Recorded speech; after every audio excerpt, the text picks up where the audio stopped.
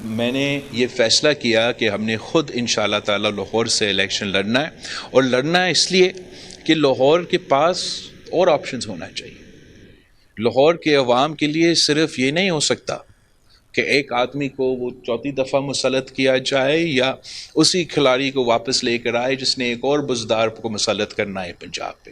Pakistan Peoples party جو لاہور میں ہی جنم لیا تھا اس جماعت نے، اور ہمارا ذمہ داری ہے جو لاہور کے غریب عوام ہیں، جو ان کے مزدور ہے، جو ان کے اقلیت ہے، جو ان کے پورا کا پورا جو ان کا طبقہ ہے جو لاوارث ہے اس وقت، ان کا آواز بن کے انشاءاللہ تعالی پاکستان پیپلز پارٹی میدان میں اترے گی، ہم مقابلہ کریں گے اور انشاءاللہ تعالی پاکستان پیپلز پارٹی جیت کے بھی دکھائے گی۔ جہاں تک دو جماعتوں کی بات ہے، یہ بالکل میں دو جماعتوں کا حصہ نہیں ہوں۔ میں صرف اور صرف 3 پیس جب سے 19 سال کا تھا تو اسی جماعت کے ساتھ جب سے میں چیئرمین بنا تو میں پاکستان پیپلز پارٹی کا ہی چیئرمین رہا ہوں۔ میں ایک دن کے لیے بھی پیپلز پارٹی پارلیمنٹیرینز کا ممبر نہیں رہا، بٹ پیپلز پارٹی پارلیمنٹیرینز اور 3 پیس کے درمیان ایک الائنس ہے جس پہ ہم الیکشن لڑتے ہیں۔ میرا پورا آئی ایم فلی کانفیڈنٹ کہ میرا اسکروٹنی جیسے لاڑکانہ اور کمبر شداد کوٹ سے کلیئر ہوا ویسے ہی انشاءاللہ تعالی لاہور سے بھی کلیئر ہو جائے گا۔ جہاں تک شاہ محمود صاحب کا گرفتاری ہے، میرا پوزیشن میں کوئی تبدیلی نہیں آیا ہے۔ میں مسلسل ایک ہی موقف آپ کے سامنے رکھتا آ رہا ہوں۔ ہم انتقامی سیاست میں یقین نہیں رکھتے، ہم گرفتاری میں یقین نہیں رکھتے۔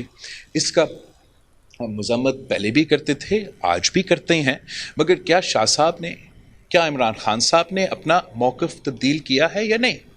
اس لیے یہی شاہ محمود قریشی صاحب تھا جو جب صدر زرداری کو گرفتار کیا گیا، جب فریال تالپور صاحبہ کو چاند رات پہ ہاسپٹل سے گھسیٹ کے گرفتار کیا گیا، تو وہ کہتا تھا کہ انڈیپینڈنٹ ادارے کام کر رہے ہیں۔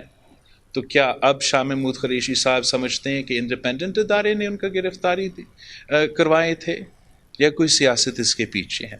میں چاہتا ہوں کہ ہم یہ نفرت کی سیاست، یہ تقسیم کی سیاست کو دفن کرتے، یہ پرانی سیاست کو دفن کرتے، اور ایک نئے سیاست جو پاکستان پیپلز پارٹی بلیو کرتی ہے، ایک جس میں ہم فخر کر سکتے ہیں، جس میں آپ سب سیاسی اختلافات تو رکھ سکتے ہیں، ایک دوسرے کے رائے الگ ہو سکتے ہیں، لیکن ذاتی دشمنی پہ نہ اتر آئے۔ اس ریکنسیلیشن کو اچیو کرنے کے لیے سب سے پہلے پی ٹی آئی کو توبہ کرنا پڑے گا، معافیا مانگنے پڑیں گے کہ ہم غلط تھے، توبہ توبہ، ہم پھر سے ایسے نہیں کریں گے، ورنہ مجھ جیسے سیاستدان تو ہمیشہ کنڈیم تو کریں گے، لیکن اس سائیکل کو اگر ہم نے توڑنا ہے تو میرا خیال میں کہ ماضی کا غلطیاں بھی ماننے پڑیں گے۔ جہاں تک عمران خان کا 50 لاکھ گھر کا دعویٰ ہے، آپ ان سے پوچھیں کہ کیا ہوا اس کا۔ وہ تو وزیر اعظم رہا اور ایک گھر بھی نہیں بنایا۔ میں وزیر اعظم نہیں رہا ہوں، میں ملک کا وزیر خارجہ تھا۔ سیلاب آیا تھا، جب میں سیلاب کے دنوں میں ان سیلاب متاثرین سے ملے تھے، ان کا یہی مطالبہ تھا کہ ہمارا گھر بنا کے آپ ہمیں گھر بنا کے دو۔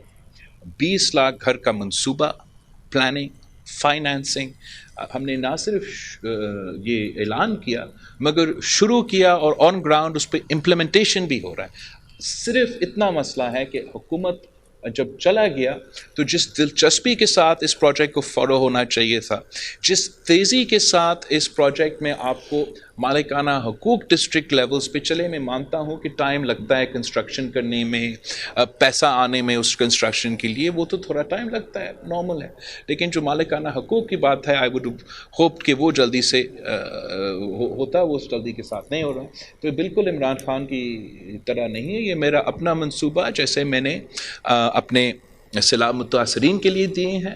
اب جو پاکستان میں غریب لوگ ہیں جن کے پاس اپنا گھر نہیں ہے، ہم ان کے اپنا گھر بھی دیں گے، ان کے اپنا مکان بھی، مالکانہ حقوق بھی دیں گے۔